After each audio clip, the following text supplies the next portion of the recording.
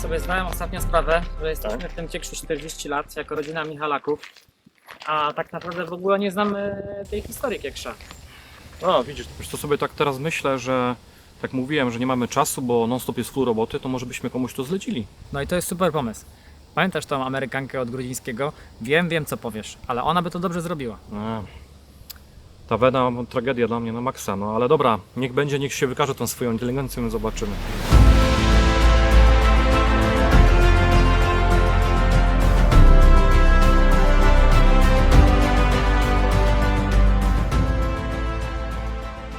Fajna meta. Lepsza niż poprzednio. No, wynajęłam coś na dłużej. Nowa plomba, ale okolica ma klimat. Czyli zostajesz w Polsce i bierzesz to wyzwanie? Spróbuję stworzyć filmową kronikę Fyrtii. Teraz Kieksz, tak? Chcę pokazać jego historię. Na razie mam jego genezę. Czyli cofka do średniowiecza. Znacznie wcześniej. Nie byłoby Kieksza bez jeziora. I od tego zaczęłam.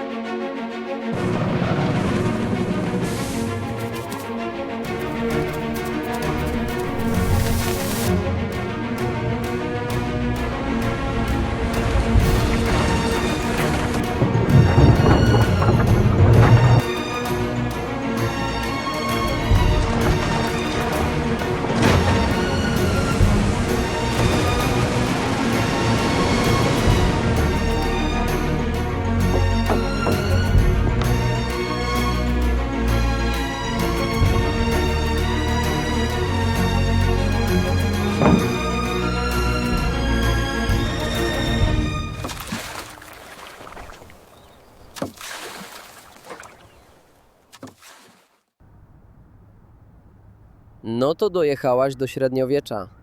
Czas na rycerzy. Może być o krwawym diable?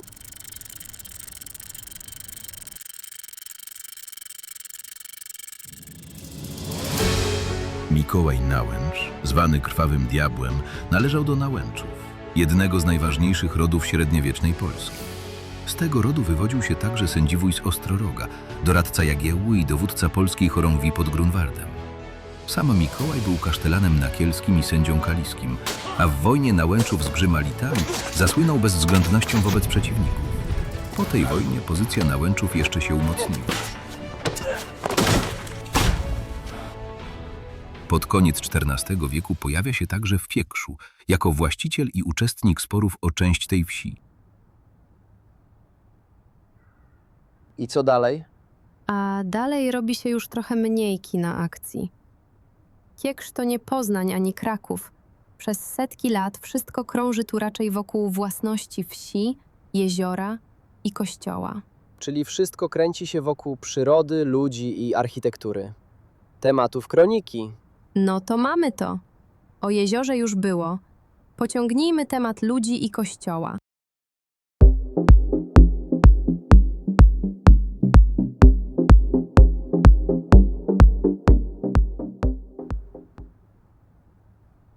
A może podzielimy pracę? Ja szukam informacji, a ty poszukasz ilustracji tych ludzi? Ilustracji? Widać, że z ciebie bardziej Amerykanka niż Polka. Jeśli kierscy mieli jakieś portrety, to pamiętaj, że przez Wielkopolskę przeszli Szwedzi, Niemcy i Sowieci. Było komu to zdewastować. No tak, macie bogatszą historię pełną przewrotów. W takim razie posłużymy się naszą wyobraźnią.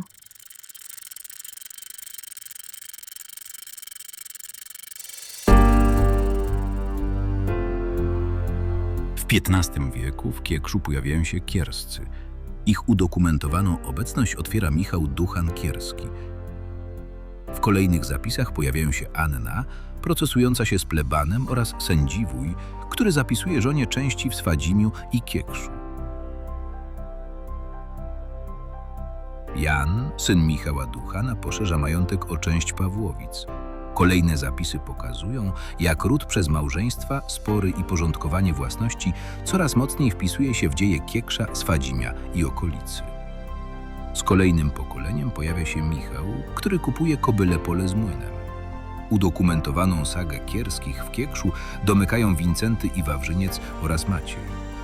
Dalsze dzieje rodu Kierskich z Kieksza prowadzą także do dwóch ważnych postaci: Kazimierza, kasztelana kamieńskiego, oraz Józefa Tadeusza, sekretarza wielkiego koronnego i konfederata barskiego. I co dalej? Po Kierskich wkracza wielka historia. Kończy się świat rodów, zaczynają się zabory. Po odzyskaniu niepodległości majątek zaczyna służyć ludziom.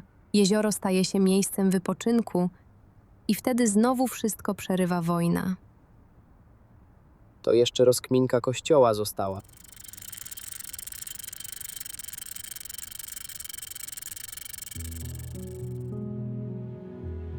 Historia Kieksza jest mocno związana z kościołem stojącym na wzgórzu nad wioską, którego początki według przekazów sięgają XII wieku. Pierwsza pewna pisemna wzmianka o parafii pojawia się jednak nieco później. Z czasem kościół otrzymuje formę gotycką, a swój obecny kształt zyskuje dzięki fundacji Marianny Zakrzewskiej. Jego historia nie biegnie jednak spokojnie. Najpierw spala się wieża, która później zostaje odbudowana,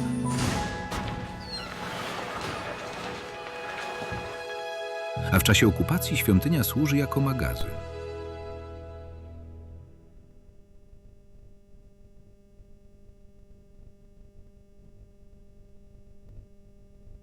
No to została już tylko teraźniejszość.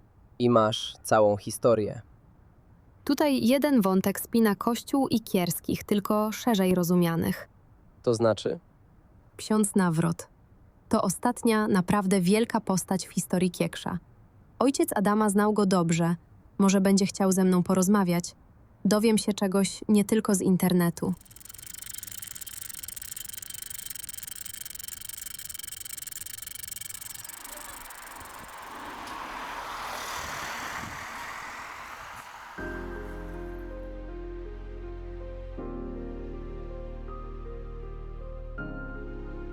Dziękuję, że znalazł pan czas. Jakim człowiekiem był ksiądz Nawrot? Bardzo sympatyczny, ciepły,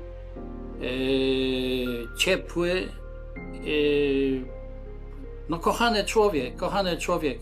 Za każdym razem, jak się do niego odzywało z jakimś problemem, nigdy nie było tak, że nie miał czasu. Był bardzo lubiany i szanowany jako proboszcz, ksiądz profesor. A co najbardziej zapisało się panu w pamięci z tego, co zrobił tutaj w Kiekszu?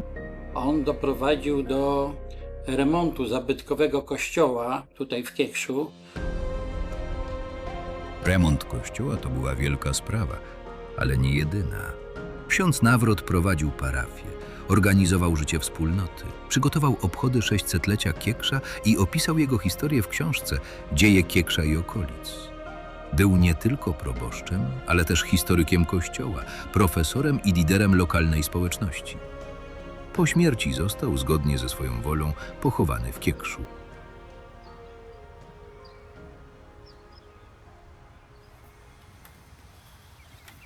Jestem po rozmowie. Mamy już zamkniętą całą historię i jeszcze dwie rzeczy.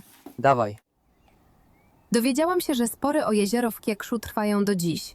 Mieszkańcy protestują przeciw zabudowie, która zmienia charakter tego miejsca. Kumasz? Przy brzegu jeziora starszego od Bałtyku chcą stawiać osiedle, niszcząc przyrodę i warunki do żeglarstwa. I wtedy przyszła mi jeszcze jedna myśl. Kierscy to nie tylko jeden ród, ale wspólnota ludzi, którzy w różnych epokach tworzyli Kieksz.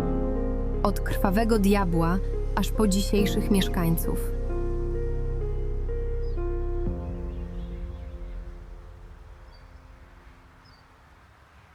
A jak wygląda sprawa z Grudzińskim? Zagra z tobą w kolejnym odcinku? Będzie z tym ciężko. Jest mocno anty-AI, ale już do niego dzwonię.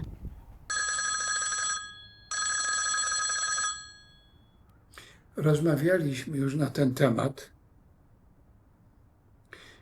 Nie ma takiej opcji, żebym zagrał z jakimś plastikiem. Proszę tylko o krótkie spotkanie. Masz jedną szansę. 15 minut.